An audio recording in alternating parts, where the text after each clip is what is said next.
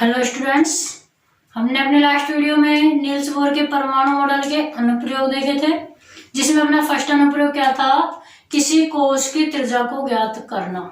हमने त्रिज्या को ज्ञात करने का सूत्र व्युत्पन्न किया था। पहले सूत्र निकाला था R is equal to 0.529 into N square upon Z, और मात्रा क्या होता है, एंगस्ट्रम। एक के ऊपर छोटा सा पॉइंट एंगस्ट्रम बोलते हैं उसको, ठीक है, कोश की त्रिज्या का। आज हम दूसरा अनुप्रयोग का क्या पढ़ेंगे, इलेक्ट्रॉन के वेग का सूत्र व्युत्पन्न करना। आपको सूत्रों को व्युत्पन्न करना भी आना चाहिए, क्योंकि जरूरी नहीं है कि न्यूमेरिकल ही पूछा जाए, यानी कि आपको क्वेश्चन दे दिया जाए वेग या त्रिज्या पूछी जाए। आपसे डायरेक्ट ऐसे क्वेश्चन हो सकता है कि नील्स बोर के परमाणु मॉडल के अनुसार इलेक्ट्रॉन के वेग का सूत्र व्युत्पन्न कीजिए, या कोश की त्रिज्या को समझाइए या व्युत्पन्न कीजिए। तो आज हम सीखेंगे क्या इलेक्ट्रॉन के वेग। सेकंड नंबर पर सेकंड अनुप्रयोग है आपका इलेक्ट्रॉन के वेग का सूत्र व्युत्पन्न करना।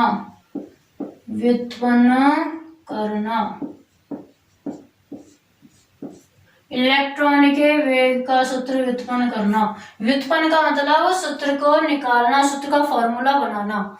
तो देखो, मैंने आपको बताया था नील्स बोर ने बताया था कि जब इलेक्ट्रॉन नाभिक के चारों ओर चक्कर लगाता है तो निश्चित वृत्ताकार कोशों में चक्कर लगाता है, और इलेक्ट्रॉन नाभिक के चारों ओर उसने क्या बताया था कि नाभिक के चारों ओर वही कोश मान्य होगा जिसके लिए कक्षीय कोणीय संवेग mvr का मान क्या होगा, h/2π होगा, या h/2π का पूर्ण गुणज होगा। पूर्ण गुणज मतलब उसको किसी न किसी संख्या से गुणा हो, nh/2π। तो देखो, इसमें हम लिखेंगे नील्स बोर के अनुसार,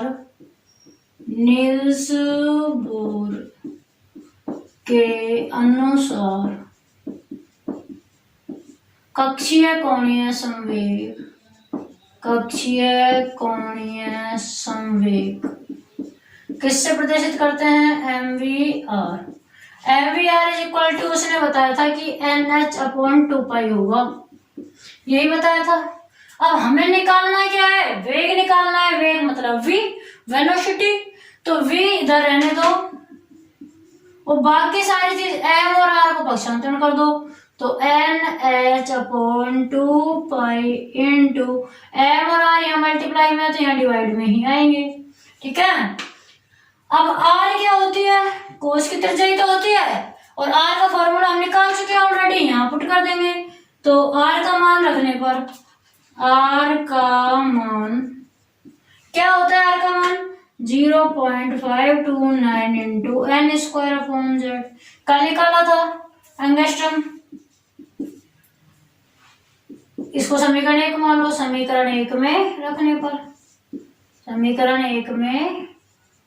रखने पर तो ये आपका आ जाएगा v is equal to nh/2π into m into R की वैल्यू ये रखेंगे 0.529 इंटू एन स्क्वायर, और अपॉन में जेड करेंगे तो ऊपर चला जाएगा, करते हैं ना अपॉन में जेड। भाई अपने पास में 5 ये nh/5 था, अपॉन में आपको भाग देना है एन स्क्वायर अपॉन जेड का। किसका भाग देना है, एन स्क्वायर अपॉन जेड। तो जब मल्टीप्लाई में चेंज करेंगे जेड ऊपर जाएगा, एन स्क्वायर नीचे पता है ना, तो वही हो गया, जेड ऊपर गया, एन स्क्वायर नीचे। 5 मतलब मान लिया जैसे ऊपर एनएच है ना, ये क्या है 5 मान लिया, एनएच भी लिख सकते हो। तो क्या हो जाएगा अब आपके पास में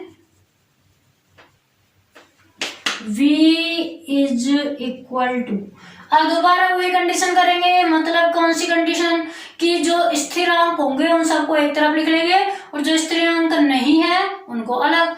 देखो n क्या होता है, कोशों की संख्या होती है, तो क्या है, निश्चित होती है n अलग रखो, ठीक है ना। h प्लांक स्थिरांक है, पता है हमें प्लांक स्थिरांक की वैल्यू 56 इंटू 10⁻34। z नहीं पता, z अलग रखो, जेड का मान अलग अलग रहेगा हर परमाणु के लिए z का मान अलग अलग होगा। 2 पाई स्थिरांक है, पाई की वैल्यू 3.14 ही रहती है। m द्रव्यमान भी फिक्स रहता है इलेक्ट्रॉन का हमेशा, और 0.529 ये भी आपकी फिक्स है। तो बचा क्या हुआ आपका इधर z अपॉन, अच्छा एक चीज देखो, n से ये कैंसिल ही हो जाएगा, देखो इस n से ये एक पावर कैंसिल हो जाएगी, क्या बचेगा z अपॉन n। अब देखो h प्लांक स्थिरांक है 6.62 इंटू 10 की पावर -34। जब हम h की वैल्यू क्या रखेंगे 6.62 इंटू 10 की पावर -34 जूल सेकंड रखेंगे, क्योंकि ये क्या होता है आपका प्लांक स्थिरांक होता है, क्या होता है प्लांक स्थिरांक, यानी कि h की वैल्यू फिक्स होती है इतनी। 2 पाई, पाई की वैल्यू पता ही है, तो और m की वैल्यू भी रखेंगे, द्रव्यमान जिसका होता है, तो m की वैल्यू भी हम इसमें रखेंगे। m की वैल्यू क्या रखनी है आपको इसमें, देखो इलेक्ट्रॉन का द्रव्यमान, m क्या हुआ इलेक्ट्रॉन का द्रव्यमान, तो 9.1 इंटू 10⁻31 होता है इलेक्ट्रॉन का द्रव्यमान। और क्या है आपके पास में बस m 0.529। जब आप इन सब की वैल्यू रखोगे तो आपकी जो वैल्यू आएगी सॉल्व करने पर, आप चाहे तो मोबाइल में सॉल्व करके देख सकते हो, या आपको क्या है डायरेक्ट लर्न रखना है। तो इसकी वैल्यू आपकी आएगी 2.186। जब इन सबको सोल्व करोगे तो आप आएगी 2.186 10⁻8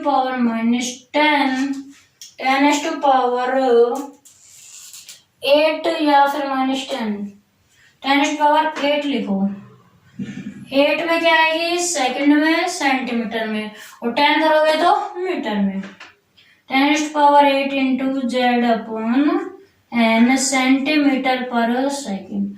अगर यहाँ आप 10 लिखोगे तो फिर सेंटीमीटर की जगह आपका होगा मीटर पर सेकंड, ठीक है। सेंटीमीटर में याद करवाएंगे तो 10⁸, और मीटर में याद करवाएंगे तो 10⁸ क्या हो जाएगी 10 हो जाएगी, क्योंकि सेंटीमीटर को मीटर में चेंज करना है।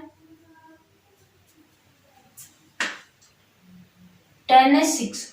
देखो अब इधर ये आपको क्या है वेग ज्ञात करने का फॉर्मूला, ये आपको 2.186 इंटू 10⁸, इसकी वैल्यू याद रखनी है।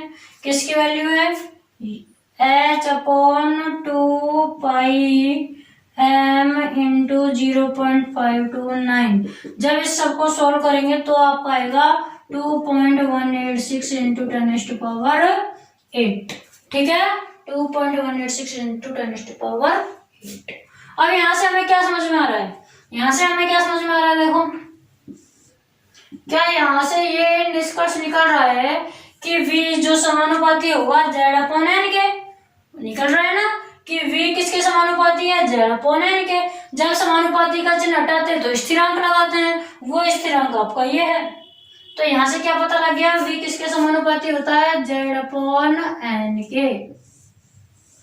और हम लिख सकते हैं कि v जो है वो z के समानुपाती होगा, यानी कि हम कह सकते हैं जैसे जैसे परमाणु क्रमांक बढ़ता जाता है इलेक्ट्रॉन का वेग भी बढ़ता जाएगा, जैसे जैसे परमाणु क्रमांक कम होगा इलेक्ट्रॉन का वेग भी कम होगा। और हम कह सकते हैं कि v is proportional to 1/n। जैसे जैसे कोषों की संख्या में कमी होगी वेग में वृद्धि होगी, ठीक है। इसका मतलब होता है इनवर्सली प्रोपोर्शनल टू, मतलब व्युत्क्रम समानुपात है ये, ठीक है ना, व्युत्क्रम अनुपाती है। तो व्युत्क्रम अनुपाती में उल्टा होता है, एक चीज बढ़ती है दूसरी घटती है। तो ये 3 निष्कर्ष हम निकाल रहे हैं यहाँ से। पहला निष्कर्ष तो निकला है भाई v is proportional to z, यानी कि जैसे जैसे परमाणु क्रमांक बढ़ेगा वेग भी बढ़ेगा, जैसे जैसे परमाणु क्रमांक घटेगा वेग भी घटेगा। v is proportional to 1/n भी निकल रहा है कि जैसे जैसे कोषों की संख्या बढ़ेगी वैसे वैसे वेग क्या होगा कम होगा। तो ये निष्कर्ष हमको यहाँ से निकले हैं। अब आपको क्वेश्चन सॉल्व करने हैं, इसके अकॉर्डिंग क्या क्या क्वेश्चन आप सॉल्व कर सकते हैं, ये सब कुछ नोट कर लो, फिर हम क्वेश्चन सॉल्व करेंगे।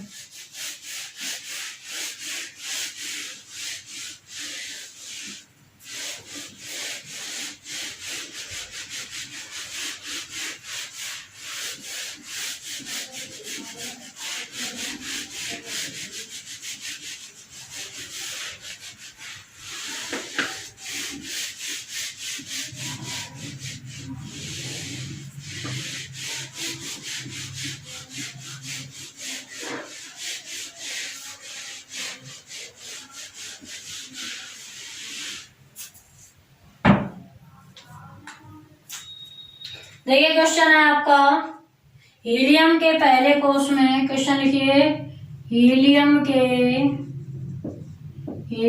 के पहले कोष में इलेक्ट्रॉन का वेग ज्ञात करो। इलेक्ट्रॉन के कौन से कोष में? पहले कोष में। तो कैसे करेंगे? देखो यहाँ हीलियम के पहले कोष में तो n बराबर तो क्या है आपका 1 पहले कोष में, और हीलियम कितने नंबर पर आता है 2 पर, तो z बराबर क्या होगा 2, हीलियम का परमाणु क्रमांक, हीलियम का परमाणु क्रमांक। और n क्या होती है यहाँ पे? कोषों की संख्या। n क्या होती है? कोषों की संख्या। तो फॉर्मूला लगाएंगे v का, इलेक्ट्रॉन का वेग। देखो फॉर्मूला लिख दो, फॉर्मूला क्या था 2.186 10⁸ into Z upon N centimetre per second, ये था फॉर्मूला। अब वैल्यू पुट कर देंगे यहाँ जेड और एन की, 2.186 इंटू 10⁸ इंटू जेड की वैल्यू है अपने पास 2 और n की वैल्यू है 1, तो 1 से तो डिवाइड करोगे यही संख्या रहेगी, तो 1 तो रहने दो, मल्टीप्लाई कर दो 2 से, 2 6 जा 12, 1 कैरी, 2 8 जा 16, मतलब 2 6 12, 2 1 अपने पास में चल जाएगी, 2 8 16 और 1 17, 2 1 कम 2 और 1 3 और 2 दूनी 4, कितने अंक बाद पॉइंट है 3 अंक बाद, और 10 की पावर कितनी है अपने पास 8 सेंटीमीटर पर। इस 2.186 को हमने क्या किया, इस 2 से मल्टीप्लाई किया, ये आ गया 10 की पावर 8, ऐसे कैसे सेंटीमीटर पर सेकंड मात्रा क्या आपको लगाना है। तो ये आपके पास में क्या गया, हीलियम के पहले कोष में इलेक्ट्रॉन का वेग। एक और क्वेश्चन हम करके देख सकते हैं इसमें, जैसे इसको पहले अरेंज करो, आपको क्वेश्चन लिखना है हीलियम के दूसरे कोष में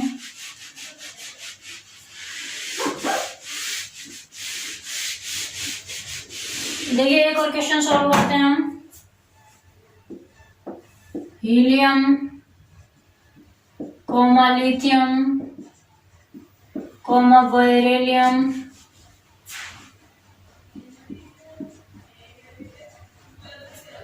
के दूसरे कोष में इलेक्ट्रॉन के वेगों में अनुपात ज्ञात करो, वेगों का अनुपात ज्ञात करो। देखो यहाँ आपको हीलियम लिथियम बेरिलियम के दूसरे कोष में, यहाँ आपको दूसरे कोष n तो होगा फिक्स कर दिया 2, लेकिन जेड आपके पास अलग अलग है, हीलियम लिथियम और बेरिलियम, ठीक है। और आपको वेग ज्ञात करना है, तीनों का वेगों में अनुपात, जो चीज ज्ञात करनी है वो मानेंगे। माना helium comma lithium comma beryllium में इलेक्ट्रॉनों का वेग क्रमशः v1, v2, v3 है। हमने मान लिया v1, v2, v3 है इनमें, हीलियम लिथियम और बेरिलियम। अब देखो यहाँ n बराबर क्या है 2 है सब में, n बराबर सब में 2 है, दूसरा कोष सब में क्या है, दूसरा कोष है हीलियम का, क्या लिखेंगे स्थिर है, अतः v is proportional to z।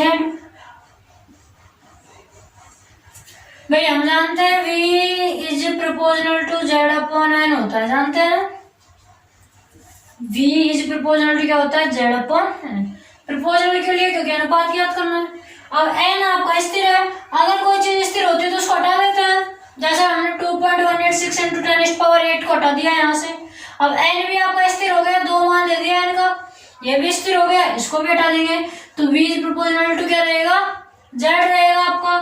तो आपके पास में आता है V1 अनुपात V2 अनुपात V3। तो देखो Z का वैल्यू देख लो सबके लिए, हीलियम के लिए Z क्या होगा, मतलब हीलियम का परमाणु क्रमांक 2, लिथियम का 3 और बेरिलियम का 4।